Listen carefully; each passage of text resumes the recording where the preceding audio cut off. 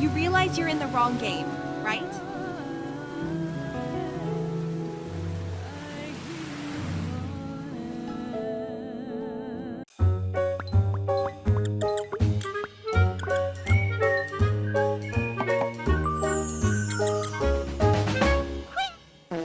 Before we get started, I'd like to give a big shout out to Square Enix for providing me with a review copy of the game to make this review possible.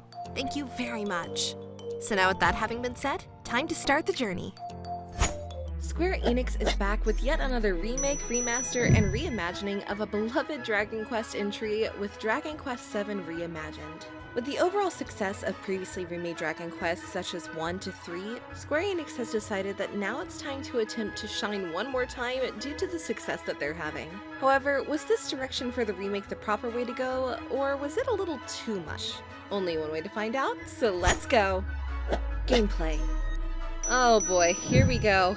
Another day, another week, another month, and another year brings us a brand new remake of a classic Dragon Quest game, and this time it's good old number 7 getting the treatment, which honestly, 7 seems to be the lucky number for Square Enix lately given the amount of hype around the Final Fantasy VII Remake series now heading into the final entry of its trilogy, and that omen might bode well too for this latest entry. At least on paper it should. But with gamers and their mindsets basically being sandpaper nowadays, being rough and coarse and just for the sake of hating for engagement farming, nothing would really surprise me if we're being honest. But I won't try to be a revisionist and try to act like this title was always a favorite entry for people throughout the years, because from my perspective in relation to this game, from 2001 to 2026, is that Dragon Quest VII has been hit or miss for a large amount of people.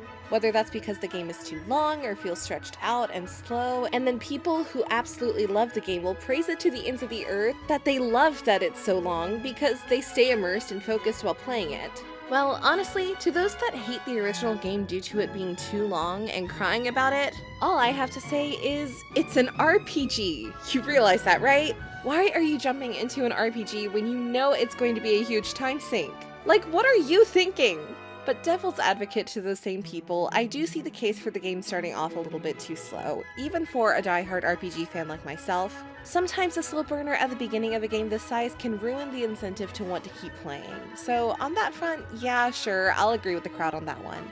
I just won't take any slander towards Quest 64 though, however. I don't care how crap it is. It will live in my heart forever, so don't judge me. But what if I told you that this game has made its grand entrance once before, but last time with its 3DS counterpart? Would you believe me? No? Well, why not? Just Google search it, you jerk. I'm not lying. It aimed to remake Dragon Quest VII back then as well, and to be fair, I actually liked that version quite a bit. Now we're back once more in 2026 though, and this new version is a more narrowed down version of the game with attempts at cutting out some fluff in order to appease the It's Too Long crowd, for better or for worse. Mostly better due to it living up to the Dragon Quest feel and keeping intact the things that you love about the franchise itself and this specific entry into the series, all while trying to balance out what's needed and what isn't, which is a difficult task to take on. Just ask the Final Fantasy VII Remake team. All they had to do is add whispers, aka Force Ghosts, and it immediately triggered me to the ends of the earth. And I feel that Dragon Quest VII Purists 2 will feel slightly miffed this go-around with some of the ways that the content is handled. But we'll get to that soon. Starting off your journey as a simple adventurer in the town of Estart, you're working hard on fixing a boat so that you may go with Prince Kiefer to go exploring. But upon doing so, you uncover strange and mysterious ruins that tell you to go and collect tablets, bro, or you aren't coming in, so get lost! Well, that makes sense, I suppose. Nothing is ever that easy in RPGs. It's always go here, find this item, go there and collect this keystone, go here and do squats against half-naked men in the gym to win a dress and a wig so that you can dress up as a woman to infiltrate a brothel and save your childhood friend from a sex-crazed crime boss. Oh, hell no! Hell no! Whoa! What? Don't look at me like that all confused. I didn't write Final Fantasy VII. Go give them the weird looks, not me. The mysteries beyond the ruins keeps the players engaged in the narrative that keeps unfolding, and soon after, you're transported to a brand new world alongside the mayor's daughter named Maribel. Oh boy, more time traveling. You're probably thinking to yourself, and probably also wondering why it's such an overused trope, and why do people love this type of storyline so much? Well, blame Back to the Future and Rick and Morty for keeping it alive. Unlike baby Naruto, that Nabi, who's somewhere out there still floating around in space helpless and afraid. Ah, jeez. Now I'm getting emotional.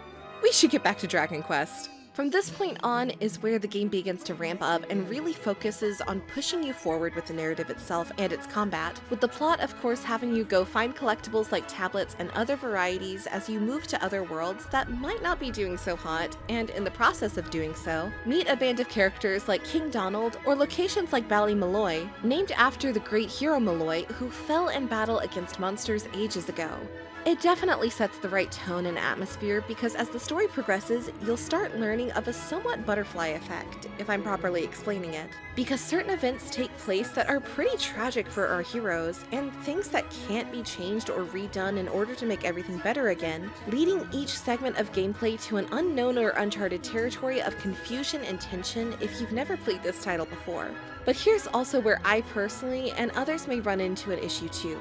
Each new world you explore and go to, the balance is somewhat off, and it kind of makes you question the pacing a little bit, because some worlds you play and traverse through go on and on and on and on, like poor journalist dude's playthrough of the tutorial of Cuphead that he couldn't get past. Yeah, it can go on that much. But then weirdly other times, just as you're setting up and gearing for something more major, it just ends, and you're off to the next world. And it leaves you confused as all hell with how quickly some just fly by.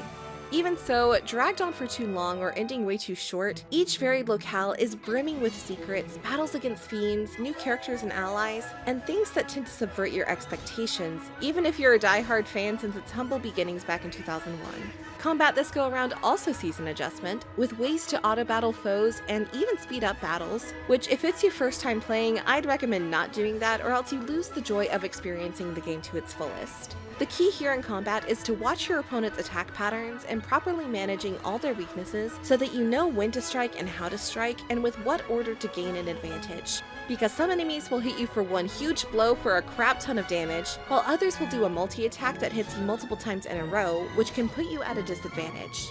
This is when you have to strategize completely, because if you just take hits without buffing yourself or thinking ahead, your whole party is just gonna wipe and die. Just like the dudes who I flung into the air on Saints Row that fly 50 feet in the air. Yes, you will get slain that embarrassingly. Luckily, you have ways to defend yourself by using buffs that allow you to defend against specific hits, letting you take blunt force by minimizing incoming damage, or using characters like Maribel to basically go all mage mode, and you can either buff your party or even debuff enemies using elemental powers, with our boy Kiefer in the back harnessing energy and doing an anime power-up, and either boosting critical hit rate or, if you're lucky, double boosting the next attack you make, which yields 2 times more damage than your previous attack did, which can be crucial if you need one giant offensive move before a character goes down. Basically your last-ditch effort to Leroy Jenkins it. I can't even begin to explain how good the combat continues to get the more you push through the narrative due to the new skills you acquire. Trying to master every vocation, learning how to do proper dodging and critical hits, but with one eensy-weensy tiny catch. Vocation, skills, and even moonlighting, which lets you equip dual vocations, doesn't unlock until after the first 2 story arcs. And even then, the skills in general slowly start rolling in the further you get, making the process of deepening the combat a tad bit cumbersome. I mean, sure, you can try focusing on leveling normal vocations early on to try to cheat the system and get ahead of the curve, but it really doesn't matter at all since you can't truly take advantage of it till new gear comes into play at a later time that allows you to change vocations whenever you want. So really, why waste the time? My advice, however, is early on, please focus on using the money earned on upgrading items like helmets and shields, because you can find health items all over the place. You probably won't ever run out, but the game's difficulty early on can be a tad bit brutal, which makes early progression essential for gear pertaining to defense. And then finally, my second tip for newcomers, which you'll thank me for later, is saving your seeds. These seeds are permanent stat boosts, and front-loading them early on in the game is useless, as vocations doesn't become prominent till mid-game. So take full advantage of the game's mechanics. I implore newcomers to save your seeds, work on vocations for mid-game, and then once mid to late game hits, your stat boosting seeds and take full advantage of our dual vocations with combinations like magic and priest combo for healing and range diversity, or even warrior and thief for a mix of agility, speed, and attack power. Trust me, you'll thank me later. I mean, you better thank me at least. Don't leave me out in the cold like Kingdom Hearts fans waiting like 30 years combined for 2 games. That would just be rude. Right, Square Enix? Overall, At the end of the day, Dragon Quest VII Reimagined lived up to the expectations that I had for it, albeit with some annoyances here and there, like some worlds going on way too long and others being way too short. Certain sections having cut content from the original that takes you on a different path or straight to a cutscene rather than playing through the original event itself that unfolds. Slight waiting time to truly take advantage of your vocations, those can definitely be downers, that's for sure. But with a beautiful take on the original aesthetic of the art style, now modernized thanks to hand-scanned cast dolls with diorama towns, plot and story that still holds up in the modern day, lovable characters who will constantly make you relate to them or laugh, great time travel world-to-world adventure, with deeper combat than ever before, it all makes Dragon Quest VII Reimagined overall feel like a fairy tale novel come to life. And it's a title that I'd highly recommend to newcomers or veterans of the series. So with all that having been said, my verdict is clear. Game and Chick says bye now.